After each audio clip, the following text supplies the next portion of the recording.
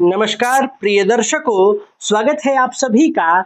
और आज की क्लास में हम समझेंगे बड़े ही एक रोचक सूत्र को, जिसके कारण विवाह में विलंब भी होता है लेकिन अचानक विवाह योग बन जाता है। यानी कि विवाह में देरी तो है लेकिन एक का एक ग्रह स्थितियां बन जाती हैं ऐसी कि सब कुछ तय हो जाता है और शीघ्र अतिशीघ्र विवाह हो जाता है। हालांकि इसे शीघ्र अतिशीघ्र इसलिए कह रहा हूं ताकि ये अचानक विवाह योग बन जाता है। लेकिन मेरे अनुभव में आया है, बहुत सारी कुंडलियों पर यह हमें ज्ञात हुआ है कि ऐसे जातकों के विवाह 30+ ही होते हैं, चाहे जातक हो या जातिका।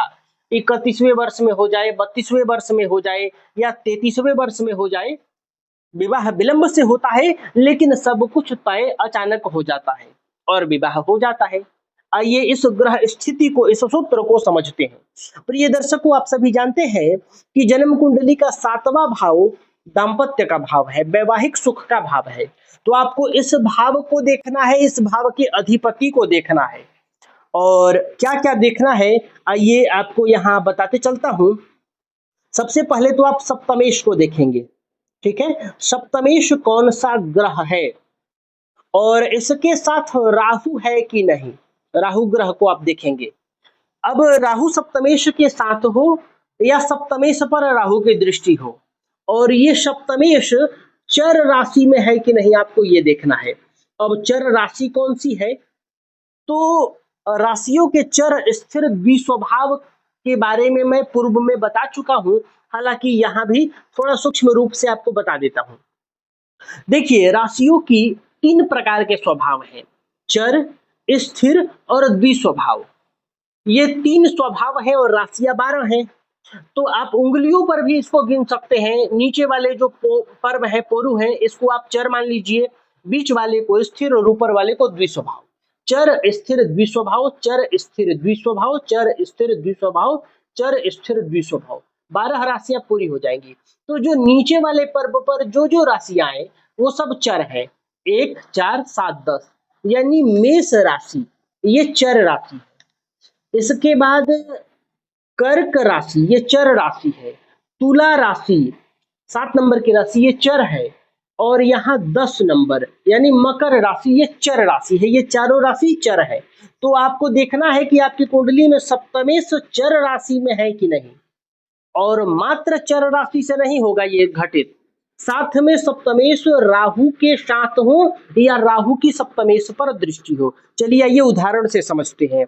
आज किस लग्न की कुंडली बनाया जाए, चलिए मीन लग्न की कुंडली बना लेते हैं। सबसे लास्ट मैं प्रायः मेष लग्न की कुंडली लेता हूं। आप लोग कहते हैं मेष क्यों ले रहे हैं, तो आज सबसे लास्ट मीन लग्न की कुंडली हो गई। तो 12 यहाँ, 1, 2, 3, 4, 5, 6, 7, 8, 9, 10, 11। अब आप सबसे पहले क्या देखेंगे कि सप्तमेश कौन है। तो यहाँ 7वें भाव में जो राशि हो, आपको अपनी कुंडली देखनी है, इस भाव में जो भी राशि हो। तो यहाँ राशि कौन सी मिली, 6 नंबर, यानी इस राशि के अधिपति हो गए बुध। राशि के अधिपति कौन हो गए, बुध। यानी इस कुंडली में, इस लग्न में सप्तमेश ग्रह कौन है, तो सप्तमेश ग्रह हो गए बुध। अब आपको देखना है कि ये बुध कहाँ बैठे हैं।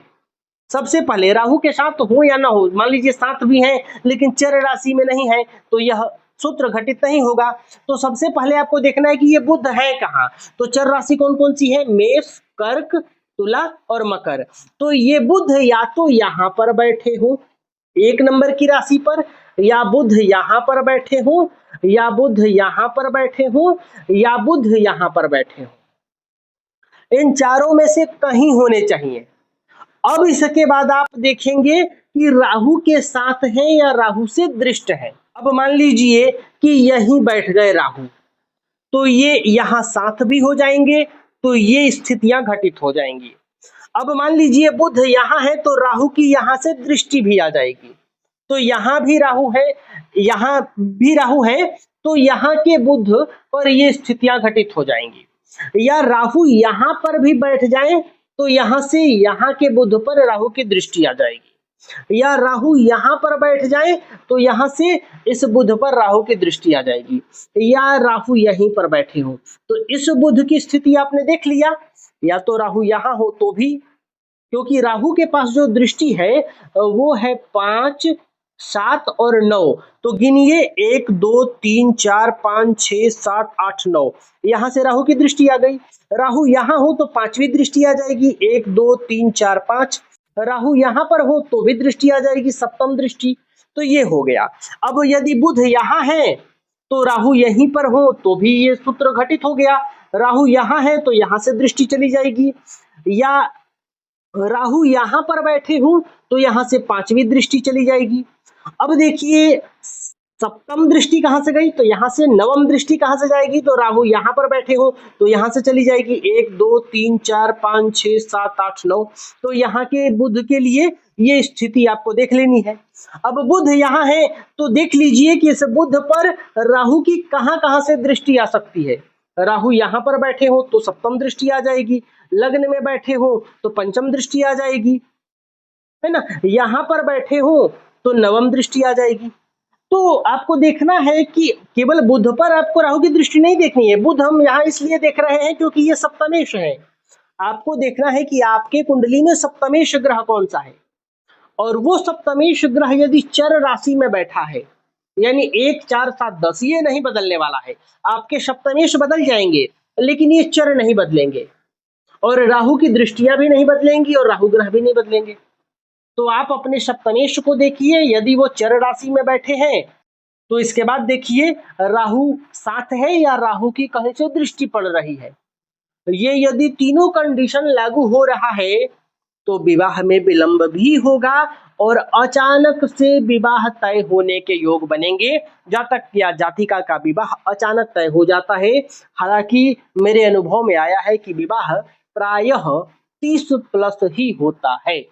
तो प्रिय दर्शकों, मैं उम्मीद कर रहा हूं कि आज का यह सूत्र आप समझे होंगे। तो आज के लिए बस इतना ही, तब तक के लिए हमें अनुमति दीजिए। नमस्कार।